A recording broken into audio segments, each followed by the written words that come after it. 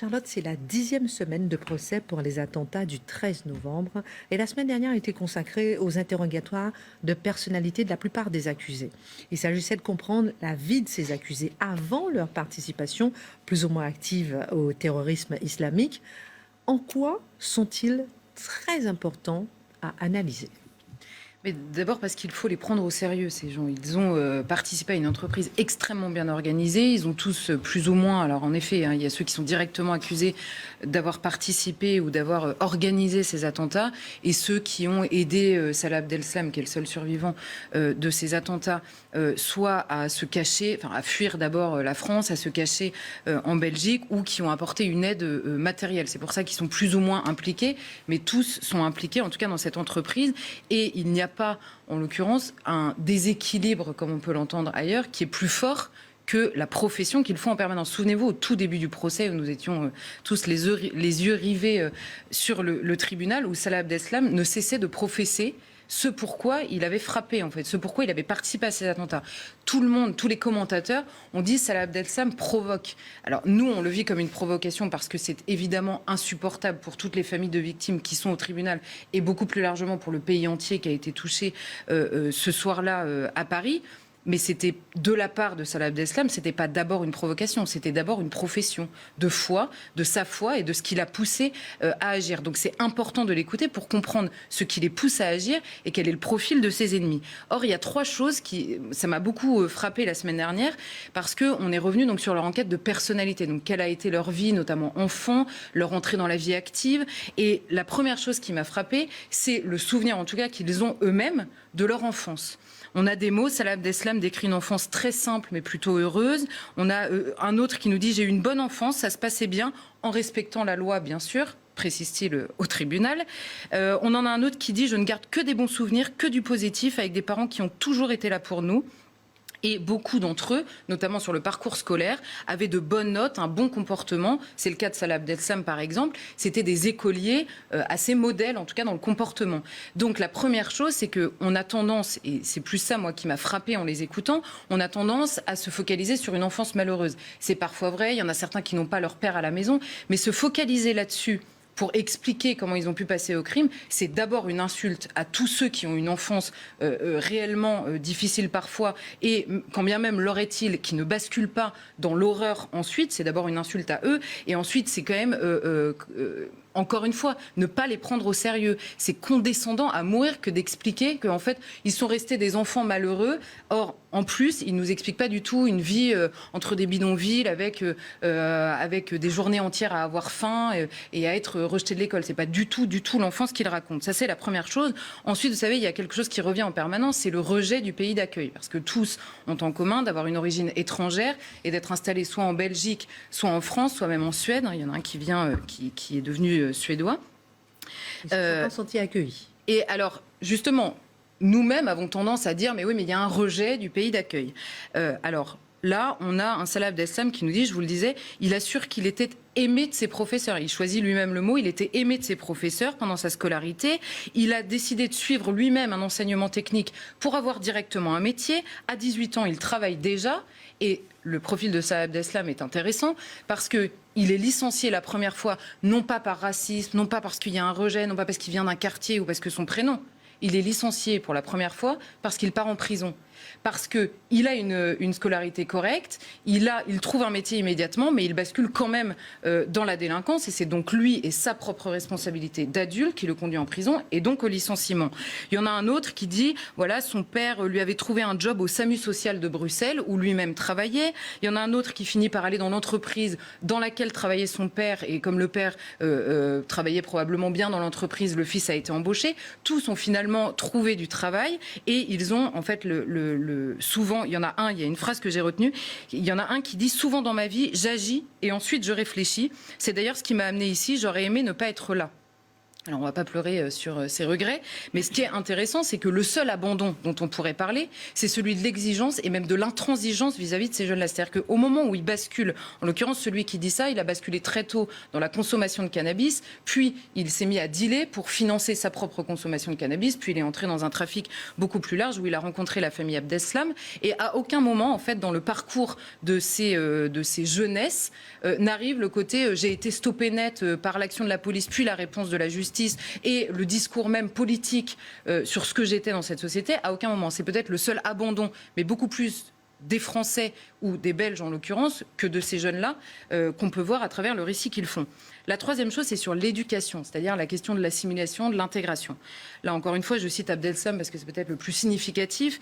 Il dit « Je suis né en Belgique, j'ai été imprégné par les valeurs occidentales ». Il répond ça au moment où on lui dit « Mais pourquoi vous fumiez du cannabis et vous buviez de l'alcool ?» Donc il répond « J'ai été imprégné par les valeurs occidentales parce qu'il y avait autour de moi. Mais, dit-il, j'ai été élevé, c'est une autre chose que d'être imprégné, j'ai été élevé dans une culture musulmane avec le prophète. » C'est-à-dire qu'eux-mêmes font la distinction en permanence. Il y a deux civilisations, deux cultures, deux bains culturels qui sont différents. À la question qui lui est posée, qu'est-ce que l'Occident pour vous? Parce que vous parlez de valeurs occidentales. Il dit c'est être un libertin sans se soucier de Dieu.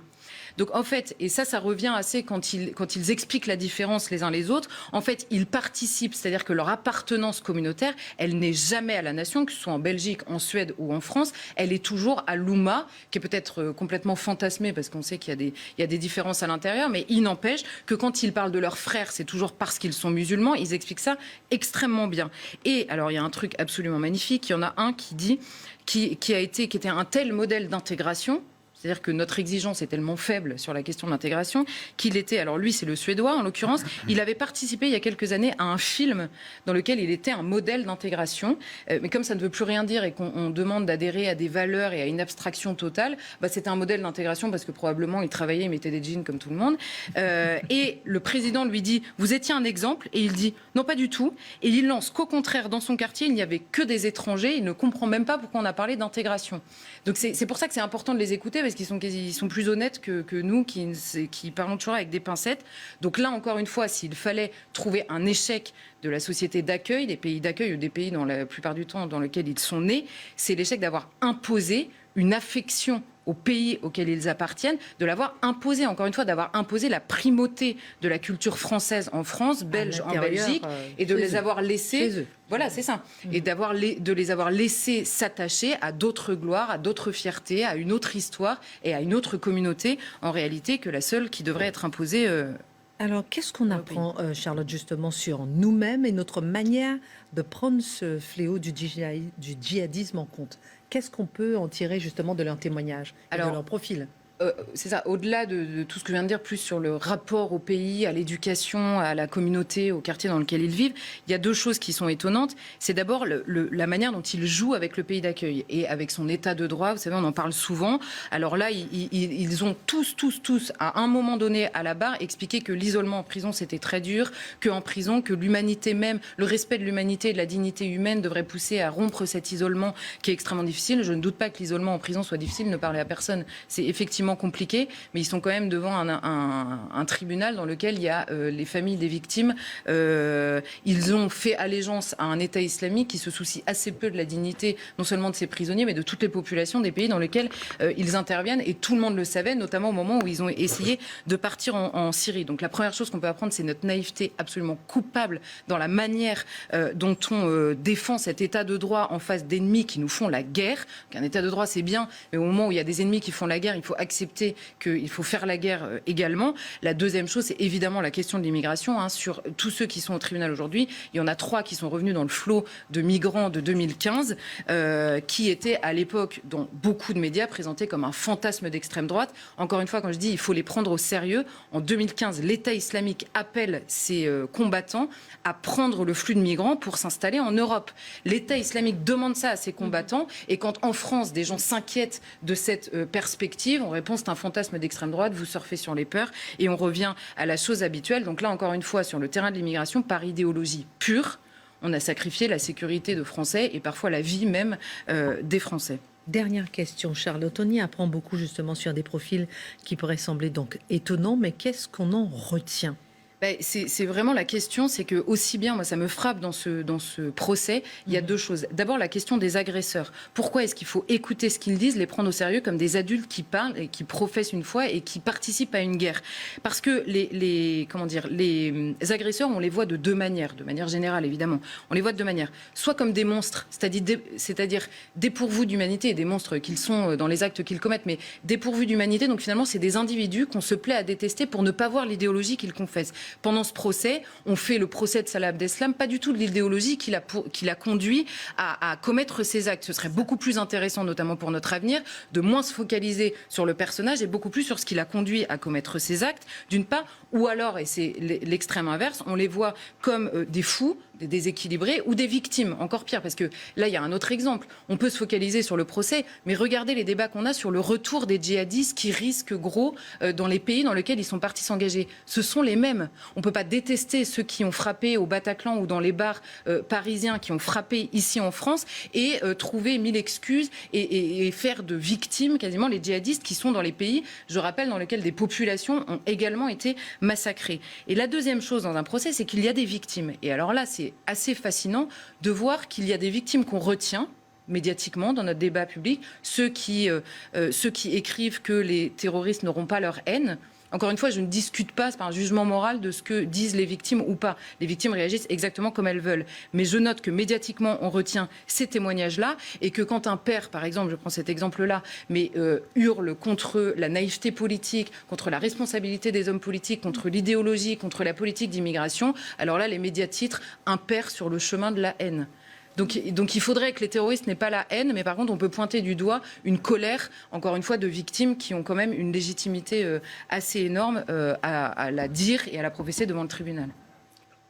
Mais c'est une très belle analyse que vient de nous offrir Charlotte, parce que quand on écoute l'ensemble des gens qui interviennent dans les médias, on est toujours dans ce souci d'une pseudo-tolérance et où on devrait considérer que la part de cette culture religieuse serait entérinée une bonne fois pour toutes et qu'elle devrait être traitée à égal avec notre culture. C'est-à-dire que nous ne devons pas les assimiler, mais c'est à nous de les assimiler. Et on voit là le grand drame auquel ça conduit, et pour autant, on continue, quand on feuillette les gazettes, à s'apercevoir qu'on justifie ce qui s'est passé. Donc, c'est une très, très belle analyse de Charlotte. C'est vrai qu'on a l'impression qu'à partir du moment où le crime a un visage, on ne voit plus que le visage et plus le crime. Mathieu.